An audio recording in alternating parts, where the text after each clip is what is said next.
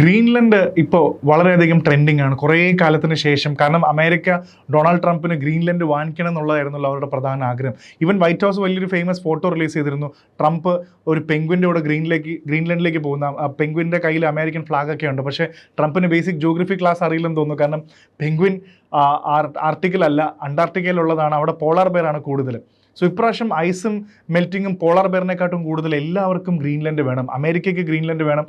Trump Greenland വാങ്ങിക്കാനൊരു ശ്രമം നടത്തിയിരുന്നു for sale. ചൈനയ്ക്ക് ഇപ്പോൾ ഗ്രീൻലൻഡ് വേണം, റഷ്യയ്ക്ക് ഗ്രീൻലൻഡ് വേണം. എന്തിനാണ് എല്ലാവരും ഗ്രീൻലൻഡിന് ഇത്രയും ഇമ്പോർട്ടൻസ് കൊടുക്കുന്നത്? ഗ്രീൻലൻഡിൻ്റെ ബേസിക്സ് എടുത്ത് നോക്കുകയാണെങ്കിൽ തന്നെ വേൾഡിൽ തന്നെ ലാർജസ്റ്റ് ഐലൻഡ് ആണ് ആർട്ടിക് റീജിയനിൽ. ഇതൊരു ഇൻഡിപെൻഡൻറ്റ് രാജ്യമാണെന്ന് ചോദിച്ചാൽ അല്ല. കാരണം ഇത് ഡെൻമാർക്കിൻ്റെ കയ്യിലാണ് ഇതിൻ്റെ കൺട്രോൾ ഇരിക്കുന്നത്. പക്ഷേ സെൽഫ് ഗവേണിംഗ് ആയിട്ടാണ് ഗ്രീൻലൻഡ് വർക്ക് ചെയ്യുന്നത്.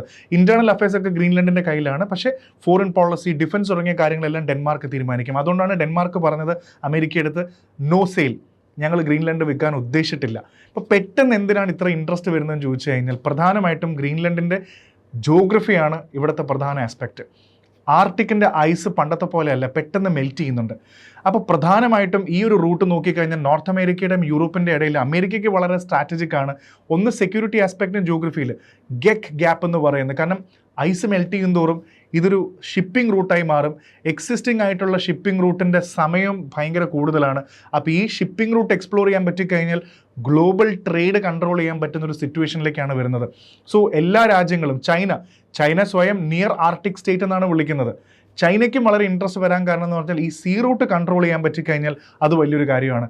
പിന്നെ അമേരിക്കയ്ക്ക് വളരെ ഇമ്പോർട്ടൻ്റ് ആയിട്ട് സെക്യൂരിറ്റി, മിലിറ്ററി ബേസസ് ഉണ്ട്, അതേപോലെ തന്നെ റോക്കറ്റ് സിസ്റ്റംസ്, അവരുടെ ഡിഫൻസ് റിലേറ്റഡ് ആയിട്ടുള്ള കാര്യം, ആർട്ടിക് സർവൈലൻസ്, സ്പേസ് സർവൈലൻസ് എല്ലാം ഇവിടെ നിന്നാണ് പോകുന്നത്. ഇതും അമേരിക്കയ്ക്ക് ഒരു പ്രത്യേക ഇൻട്രസ്റ്റ് കൊടുക്കുന്ന ഒരു കാര്യമാണ്. അടുത്ത പ്രധാനപ്പെട്ട കാര്യം ഇവിടുത്തെ മിനറൽ അവൈലബിലിറ്റിയാണ്.